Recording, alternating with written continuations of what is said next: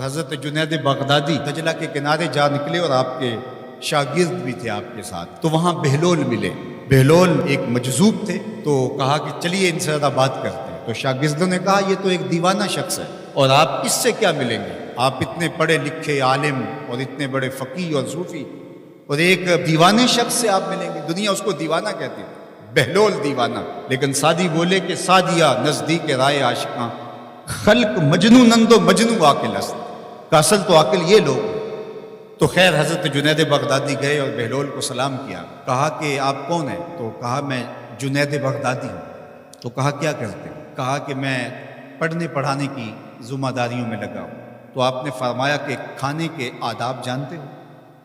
تو کہا کہ ہاں، ہاتھ دھوئے جائیں، بسم اللہ شریف پڑھی جائے، چھوٹا لقمہ لیا جائے اور چبا چبا کے کھایا جائے اور اس کے بعد الحمدللہ کہا جائے۔ تو بہلول کہنے لگا کہ میں تو آپ کو بہت بڑا عالم سمجھتا تھا، آپ تو کھانے کے ادب کو بھی نہیں جانتے۔ اور اپنا کپڑا اٹھایا، جھاڑا اور ایک جانب چل دیا۔ شاگردوں نے کہا ہم نے آپ کو کہا تھا کہ شخص کے پیچھے جانے کا کیا فائدہ، یہ تو دیوانہ شخص ہے۔ تو کہا نہیں میں اس کے پیچھے چلتا ہوں۔ پھر آپ اس کے پیچھے بھاگے۔ تو پھر بہلول نے پلٹ کے دیکھا، کہا کہ کون ہو؟ کہا کہ میں جنید ہوں، آپ کو ملنے آیا ہوں۔ تو آپ نے پھر ایک سوال کیا، گفتگو لمبی ہو جائے۔ تیسری مرتبہ بھی جب وہ اپنا دامن چھاڑ کے گزرے تو پھر آپ آگے بڑھے۔ انہوں نے پوچھا کون ہو؟ انہوں نے کہا کہ میں ایک عام سا شخص ہوں، تو آپ کے پاس جو ہے وہ سیکھنے آیا ہوں۔ تو کہا کہ میں نے تم سے پوچھا تھا کہ کھانے کے آداب کیا ہیں، تو تم نے یہ بتایا تھا۔ کہا جی میں نے تو یہی پڑھا ہے اور میں نے یہی بتایا ہے۔ تو کہا کھانے کا سب سے پہلا ادب یہ ہے کہ لقمہ حلال کا ہو، باقی لقمے چھوٹے چھوٹے توڑ کے کھائے یا چبا چبا کے کھائے یا جو ہے وہ پانی پہلے پیے یا بعد میں پیے، کہا یہ باتیں بات کی ہے۔ سب سے پہلا ادب کھانے کا یہ ہے کہ لقمہ طیب ہو، لقمہ طاہر ہو، لقمہ پاکیزہ ہو۔ اللہ اکبر۔ تو ہمارے رب نے ہمیں پاکیزہ رزق کھانے کی تلقین فرمائی ہے۔ تو اللہ کے محبوب علیہ السلام نے اس شخص کا ذکر کیا جو لمبا سفر کر کے آیا اور وہ کعبۃ اللہ کے سامنے کھڑا، وہ اللہ تعالیٰ جل شانہ کو پکارتا ہے اور کیا کہتا ہے؟ یا رب یا رب۔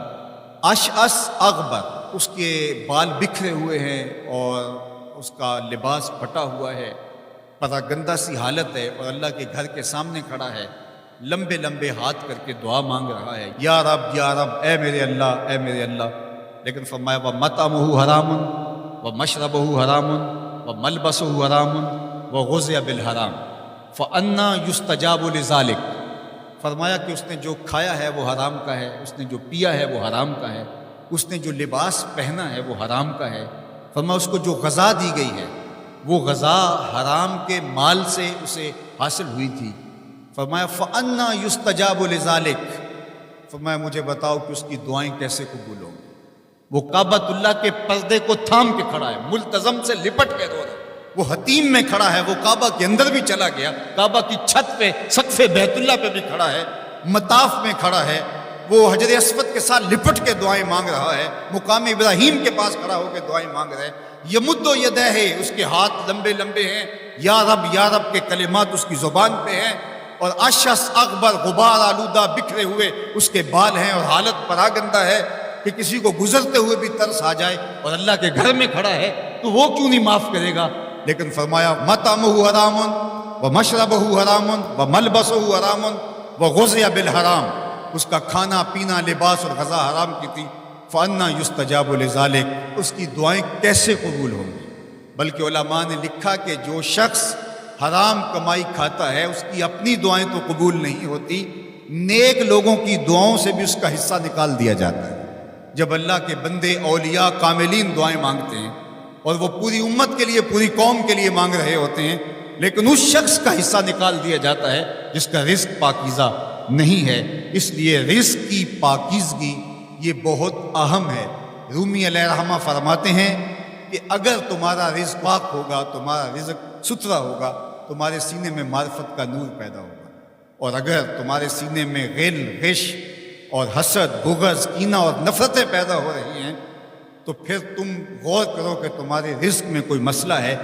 تم کھاتے ہو اس کے نتیجے کے اندر حسد پیدا ہو رہا ہے، بغض پیدا ہو رہا ہے، نفرت، سستی اور کاہلی اور عبادت سے دوری پیدا ہو رہی ہے۔ جو رزق حلال ہے وہ عبادت کے لیے تقویت پیدا کرتا ہے، وہ تمہیں سچائی کی زندگی گزارنے کی طرف راغب کرتا ہے۔ تو اہم ترین چیز جو ہے وہ رزق کی پاکیزگی ہے۔